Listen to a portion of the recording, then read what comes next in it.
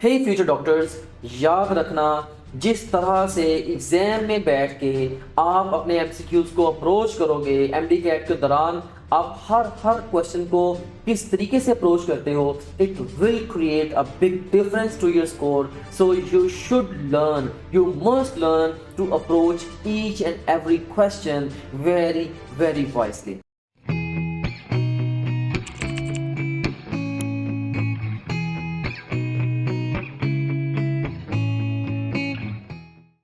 सो इस हवाले से कुछ टिप्स मैं आपको दे रहा हूँ. टिप नंबर 1 है, be prepare to read fast and think on your own feet. कि जहनी तौर पे जब आप एमडी कैट में जाके बैठ गए हैं, अब जहनी तौर पे अपने आप को तैयार करें कि यार मैंने तेज़ी के साथ सोचना है और मैंने स्पीड से मैंने चीज़ों को पढ़ना है और सोचना है और मैंने अपने दिमाग से सोच के मैंने जल्दी से आंसर तक पहुंचना है. अपने ब्रेन को कमांड दे दें, यार मैंने क्वेश्चंस को स्पीड से पढ़ना है और उनको समझना है और अपने ब्रेन का बेस्ट यूज़ करते हुए मैंने क्वेश्चंस को अटेम्प्ट करना है. सो अपने आप को ये कमांड देने से ही आप अपने अंदर एक एनर्जी इंस्टिल कर लेंगे. I want you to instil that energy in your self. यार आज इंशाल्लाह मैंने छा जाना है, आज मैं अपना बेस्ट दूंगा. राइट. सो ये पहली टिप है. एंड सेकेंड जो टिप है एमसीक्यूज को अप्रोच करने के हवाले से, वो ये है कि always have a backup plan.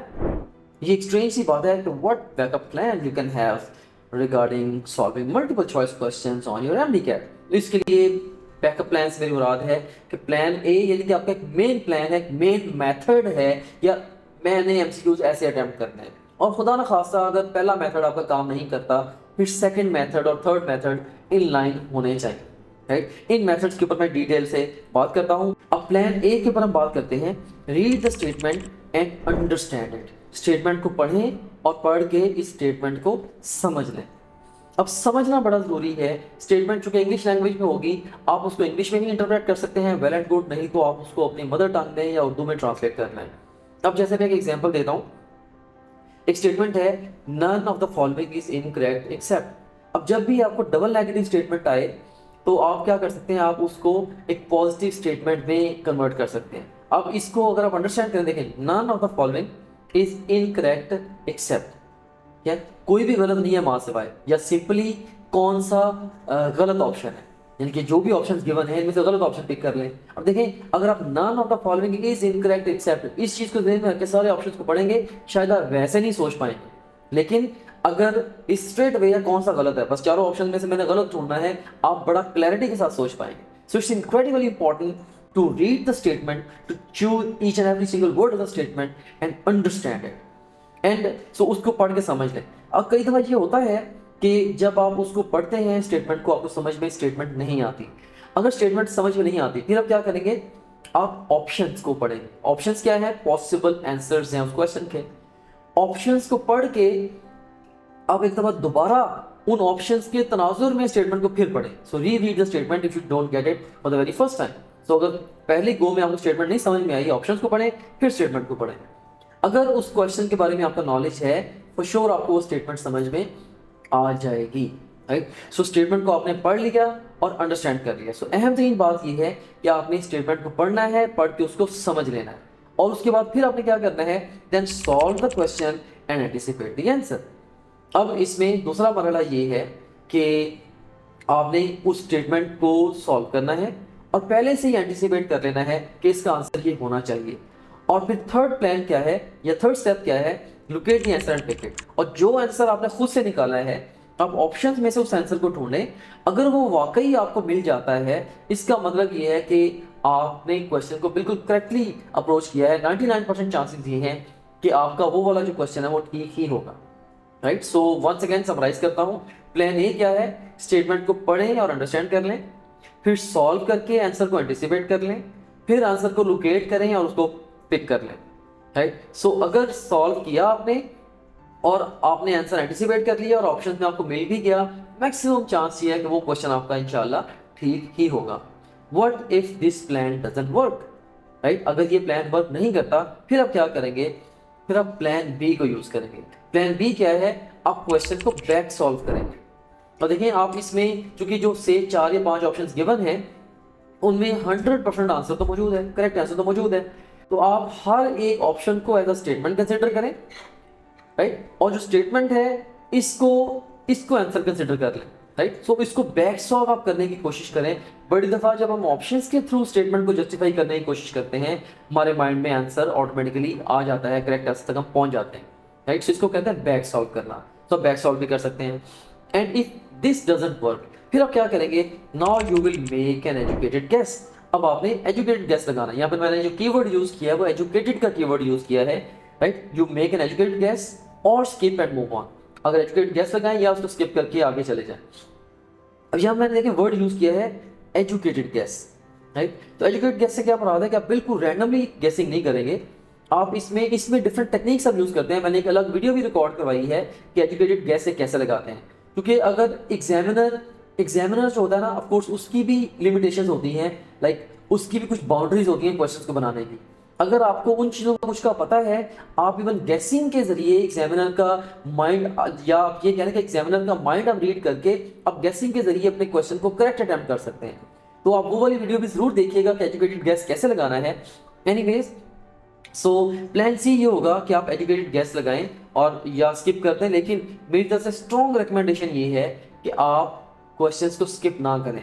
Educated guess लगाना ये हमेशा, नेगेटिव मार्किंग हो या ना हो, ये हमेशा आपकी फेवर में जाता है, राइट। हमेशा आपकी फेवर में जाता है। सो जनरली स्पीकिंग, अगर आपने 4 क्वेश्चंस को गेस किया है ना, उन 4 में से अगर आपके 3 गलत हो गए हैं और एक भी सही हो गया है, फिर भी अल्टीमेटली आपके टोटल मार्क्स में एडिशनल मार्क्स ऐड हो जाते हैं, राइट। सो यहाँ से आप अंदाजा लगा लें कि क्वेश्चंस को अनअटेम्प्टेड छोड़ना ये सरासर नुकसान है। अगर बहुत ही स्ट्रॉन्ग आपकी फीलिंग हो, यार ये तो क्वेश्चन मेरा होना ही गलत है, मे भी आप पूरे एग्जाम में कोई एक आध क्वेश्चन स्किप कर दें, लेकिन जनरली मैं ये कहूँगा क्वेश्चन को स्किप आप नहीं करें। ऑलराइट, सो ये था प्लान सी। सो हमने प्लान ए के जरिए क्वेश्चन को सॉल्व करने की कोशिश करनी है। If it doesn't work we will move to plan B, back solve करेंगे। प्लान बी भी काम नहीं करता, फिर हम गेसिंग के जरिए हम बेस्ट आंसर चूज करने की कोशिश करेंगे, right. So this was our tip number 2 and it takes me to tip number 3। Tip number 3 क्या है, read all 4 options before picking the right answer on your exam. देखिए एग्जाम में options में good answer भी हो सकता है, best answer भी हो सकता है। हो सकता है कि ऑप्शन बी एक गुड आंसर हो, लेकिन ऑप्शन डी जो है एक बेस्ट आंसर हो। सो ये पक्की हैबिट बनाएं कि आपने सारे ऑप्शंस पढ़े बगैर आपने आंसर को चूज नहीं करना। आपको लगता है ना बी ठीक है, ओके होगा ठीक, लेकिन फिर भी आप सी और डी को पढ़ें, फिर आके डी को पिक करें। इस तरह से गलती के चांसेस बिल्कुल कम हो जाएंगे। कई दफ़ा जो बी आंसर भी करेक्ट है या ए भी करेक्ट है, लेकिन सी या डी वो बहुत ही अच्छा आंसर है, वो बहुत ही ज़्यादा डिटेल्ड और इलेबोरेटेड आंसर है, फिर आपको वो पिक करना पड़ेगा। इसलिए क्योंकि आपको एग्जाम में कमांड भी यही होती है, choose a single best answer, ठीक है। सो कई दफ़ा एक से ज़्यादा सही जवाब भी हो सकते हैं क्वेश्चन के अंदर। रेयरली आपने बेस्ट को पिक करना है, और अगर आपने बेस्ट को पिक करना है तो आपको सारे ऑप्शन रीड करने पड़ेंगे, फिर ही आप बेस्ट को पिक कर पाएंगे।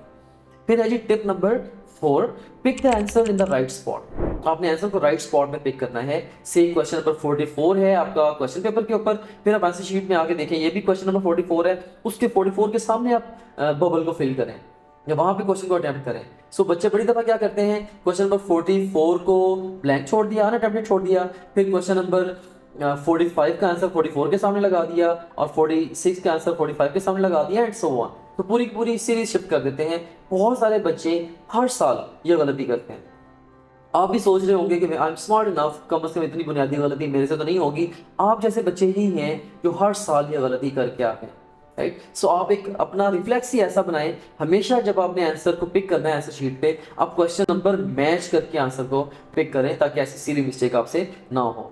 एंड उसके बाद टिप नंबर 5 है, change answer if you have a reason for doing this, your first hunch is usually correct. आपने फर्स्ट करें क्वेश्चन को पढ़ा, आपने आंसर पिक कर दीजिए आंसर है, या आपके दिमाग में आ गई ये इसका आंसर है।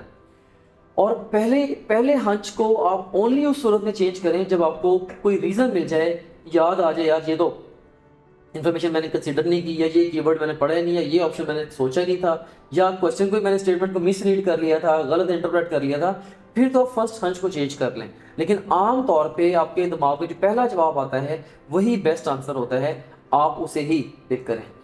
टिप नंबर 6 क्या है, make sure that you are answering the question asked, not the one you expected.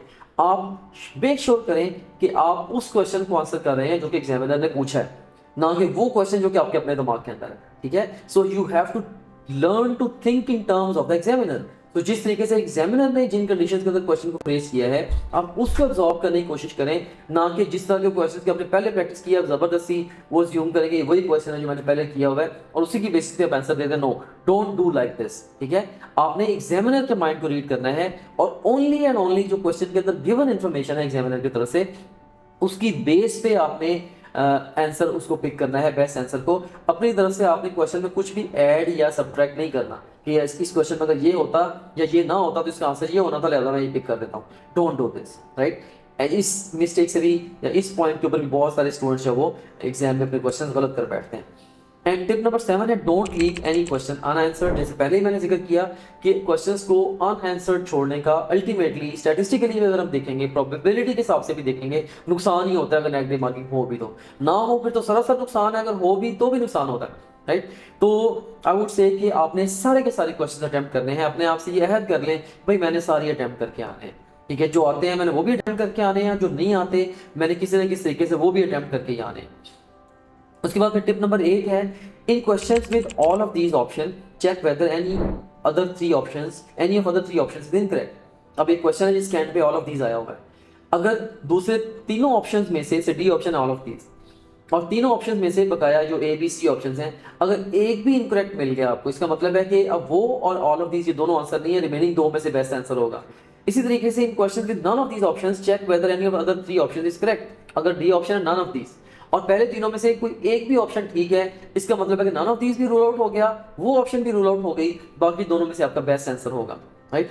सो ये एक क्वेश्चन भी है, इस क्वेश्चन के ऊपर आप वीडियो को पॉज करके ये जो टिप आपको मैंने दी है इसको प्रैक्टिस करके देखें, क्या आप इस टिप को यूज करके इस क्वेश्चन के बेस्ट आंसर तक पहुंच पाते हैं। And then we have got tip number 9, reading last line in questions with very long statement might be helpful. कई दफा कुछ क्वेश्चंस की स्टेटमेंट बहुत लंबी होती है और उसमें आप पूरी स्टेटमेंट को पढ़ते जाते हो लेकिन आपको पता ही नहीं होता कि मैंने आज सोचना किस बारे में।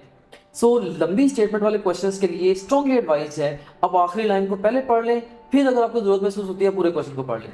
जैसे ये क्वेश्चन आपके सामने देखें है, इसमें ये कितनी लंबी चौड़ी स्टेटमेंट है।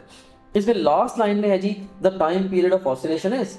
अब टाइम पीरियड ऑफ ऑसिलेशन ये तो आप बाकी सारा जो लंबी चौड़ी लाइन इसमें लिखी हैं उसके बगैर भी आप बता सकते हैं कि ऑसिलेशन का टाइम पीरियड वो कौन सा होना है, राइट। सो आप स्ट्रेट वे आंसर तक पहुंच सकते हैं। देखिए लास्ट लाइन ने स्ट्रेट वे आपको पिन पॉइंट करा दिया आंसर की तरफ। ये हमेशा पॉसिबल नहीं होता लेकिन बड़ी दफा ये पॉसिबल होता है।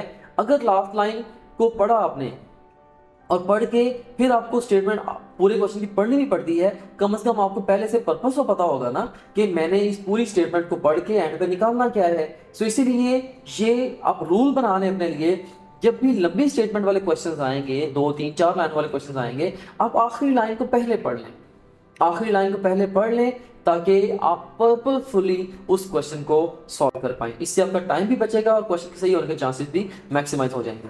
एंड टिप नंबर 10 है checking dimensions in physics paper might be helpful. Sometimes हमें डायरेक्ट आंसर नहीं भी आता, हम डायमेंशंस के जरिए भी आंसर तक पहुंच जाते हैं। जैसे कि जहां पे क्वेश्चन में पूछा गया है टाइम पीरियड, तो हम सारी की सारी डायमेंशंस को सॉल्व कर लेते हैं और उसमें से जॉन सी भी टाइम पीरियड की टाइम की डायमेंशन के साथ निकलेगा वो हमारा बेस्ट रिस्पॉन्स होगा। जैसे आप इसमें देखें कि हमने हर एक ऑप्शन की डायमेंशन निकाली और इसमें जो डेल्टा ऑप्शन है उसकी डायमेंशन जो वो टाइम की डायमेंशन है, तो टाइम पीरियड ही पूछा गया है। सो अगर हमें क्वेश्चन की कोई सेंस नहीं भी है, still I know delta is the best response to this question. So इस तरीके से इन टेक्निक्स को यूज करके भी आप समटाइम्स क्वेश्चन को सॉल्व कर सकते हैं। So that's all about the tips for solving MCQs while taking your MDCAT. I wish you luck for your final exam. Hope to see you someday when you will be very successful doctor, inshallah. You can also download TopGrade app from Google Play Store or App Store. Visit www.topgrade.pk. For more information, contact the given numbers.